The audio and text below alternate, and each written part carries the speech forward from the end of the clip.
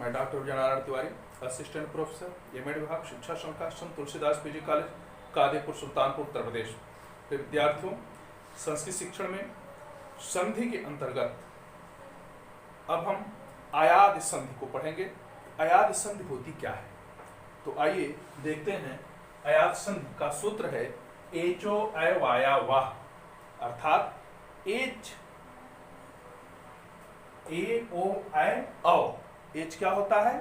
ए ओ आई औ, इसी को एच कहते हैं। एच के बाद कोई भी स्वर आवे तो एच के स्थान पर अर्थात ए ओ आई औ के स्थान पर क्रमशः आ ऐ औ आय आव हो जाता है। अर्थात ए के स्थान पर ऐ होगा, औ के स्थान पर ओ के स्थान पर औ होगा और आय के स्थान पर आय, औ के स्थान पर आव, ये रूप बन जाएगा। कहने का प्राय है यदि एच के बाद ए ओ ऐ औ के बाद यदि कोई भी स्वर आता है तो उसके स्थान पर अर्थात ए के स्थान पर ऐ, ओ के स्थान पर औ, ऐ के स्थान पर आय और औ के स्थान पर आव हो जाता है। देखें उदाहरण द्वारा, जैसे नयना, नयन है, इसका जब हम विच्छेद करेंगे तो हो जाता है ने धन अना, ने धन अना। अब इसको भी और थोड़ा सा विच्छेद करिए, बड़े विच्छेद, ना में से एक निकालिए, ना धन ए धन अना। ए को ऐ होने पर, क्योंकि ए को ऐ हो रहा है इसलिए ए को ऐ होने पर देखिए ए के स्थान पर हम ऐ लिखते हैं, ना, ए के स्थान पर ऐ और अना जोड़ दीजिए में नयनः, यानी क्या हो गया? नयना, अर्थात ए को ऐ आदेश होकर के वह नयना बन गया। इसी तरह से हरे, हरे, इसका जब हम विच्छेद करते हैं तो होता हरे धन ए, यानी हर धन ए धन ए। यहाँ पर तमाम लोग गलतियां कर बैठते हैं कि ए के बाद ए आया जैसे वृद्धि कर दें, लेकिन ऐसा नहीं है, क्योंकि यहाँ पर जो हरे है उस हरे का ए हमने बाहर निकाला, उसके बाद ए आया है, इसलिए इस ए को अयाद संधि के आधार पर एचो ऐ वाया हुआ सूत्र के आधार पर इस ए को ऐ आदेश होगा। इसीलिए देखिए लिखा है ए को ऐ होने पर क्या हो जाता है? हर धन ऐ धन ए, हर धन ऐ धन ए। जब इसको जोड़ देंगे तो हो जाएगा हरे। इसी तरह से अब हम देखते हैं ओ को औ कैसे होता है। देखिए पवना, पवन, विच्छेद होगा पो धन अना, प धन ओ धन अना, यानी जब इसको हम और शार्ट करते हैं तो बन जाता प धन ओ धन अना। ओ के स्थान पर क्या हो जाएगा? औ। ओ के स्थान पर जब हम औ करते हैं तो देखिए प धन औ धन अना, तो जोड़ दीजिए में पवनः, अर्थात ओ को औ हो जाता है।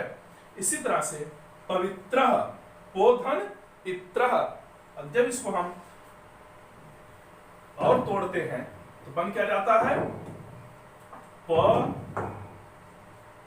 धन ओ धन इत्रः।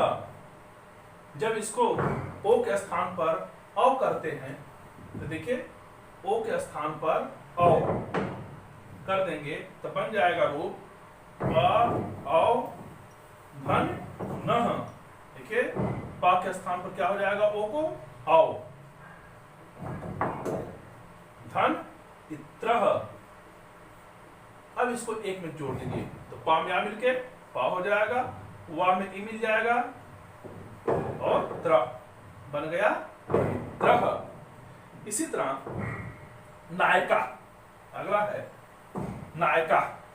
नायका का जब हम विच्छेद करते हैं तो बन जाता है नय धन अका, नय धन अका। नय अर्थात देखिए आय को आय होता है, तीसरे पर आ गए नायका, नय धन अका। इसको अलग करिए, नाम धन ऐ धन अकह। अब क्या करेंगे? यानी ए के स्थान पर आय, ए के स्थान पर आय करने पर आय करने पर क्या हो जाएगा? न धन आय धन अकह। जब जोड़ देंगे क्या बन जाएगा? ना में आ की मात्रा हो जाएगी, या बचा, या में आ मिल गया, नायकः। ए रूप सिद्ध होता है। इसी तरह से अगर शायकः है तो शायका को हम कैसे लिखेंगे? देखिए,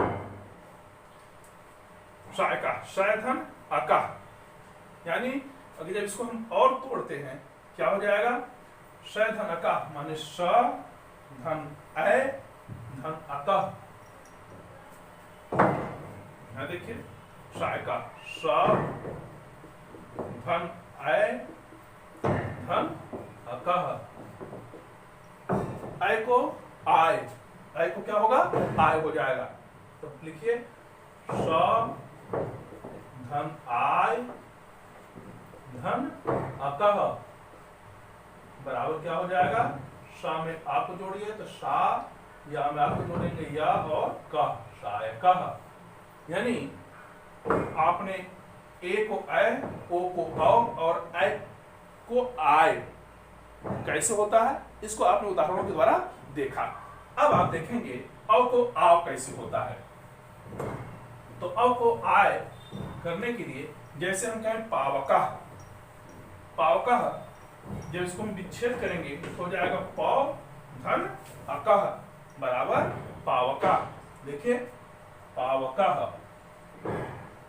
बराबर पौ धन अकः। जब इसको हम और तोड़ते हैं क्या हो जाएगा? पा धन औ धन अकः।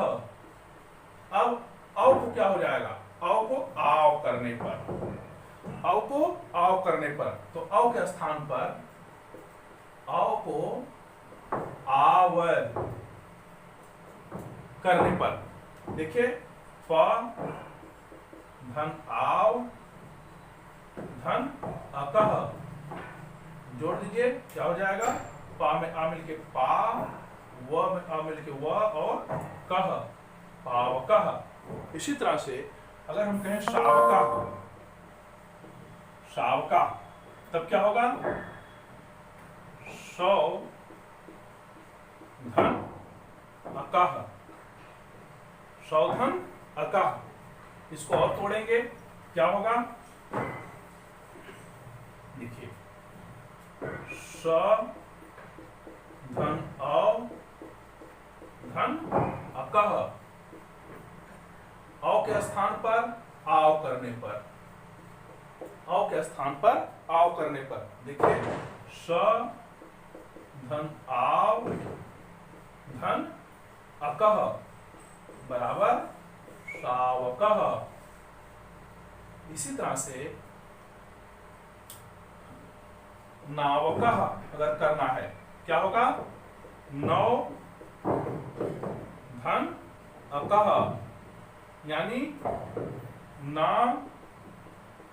धन औ धन अकः बराबर औ के स्थान पर आव हो जाएगा। ये चो अवायावा सूत्र के आधार पर औ को आव होता है। जब हम यहाँ पर आव कर देते हैं तो जोड़ देंगे तो ना में आ मिल के ना, और वा में आ मिल के वा, कह, नावकः। देखिए, नावका सिद्ध हो गया। इस तरह से जब भी एच अर्थात ए, ओ, ऐ, औ, इसी को एच कहते हैं, इन स्वरों के बाद अगर कोई भी स्वर आता है तो वहां पर अयाद संधि होती है, अर्थात ए के स्थान पर ऐ हो जाता है, ओ के स्थान पर औ हो जाता है, ऐ के स्थान पर आय हो जाता है, और औ के स्थान पर आव हो जाता है। जैसे आपने तमाम उदाहरणों को देखा। इस तरह से अगर एच के बाद कोई भी स्वर आता है तो वहां पर अयाद संधि ही बनेगी। एक उदाहरण द्वारा सिद्ध होता है। इसलिए हमें हमेशा ध्यान रखना चाहिए कि संधि करते समय संधि में स्वर कहाँ कैसे लग रहे हैं, तो उनके सूत्रों को अगर हम याद कर लेते हैं, जैसे एचो ऐ वायावा अर्थात एच को ऐ, औ, आय और आव यही आदेश होता है। तो कभी ऐसी गलती नहीं हो पाएगी। इसलिए अगर यह अयाद संधि से संबंधित सूत्र, उसकी व्याख्या, उसके उदाहरण अगर आपको अच्छे लगे हों, आपको समझ में आ गया हो, तो आप इस वीडियो को लाइक करें, इस पर कमेंट करें, इसको अधिक से अधिक शेयर करें और चैनल से पहली बार जुड़ रहे हैं तो इसे सब्सक्राइब करें।